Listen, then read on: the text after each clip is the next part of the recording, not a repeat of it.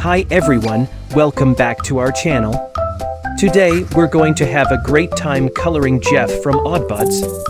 Jeff is known for his neatness and love of order, and his favorite color is purple. Let's make sure we capture his personality by using some vibrant colors. Let's start with Jeff's face. We'll use a light peach color to give him a warm and friendly look. Carefully color in his face, avoiding the eyes and mouth.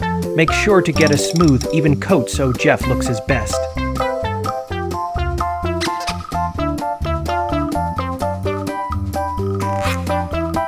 Next, let's move on to coloring Jeff's body.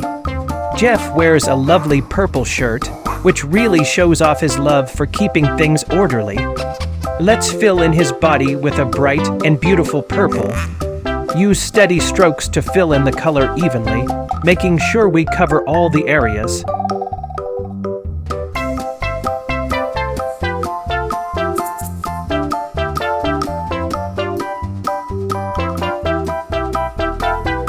Look at that, our Jeff from Oddbods looks fantastic.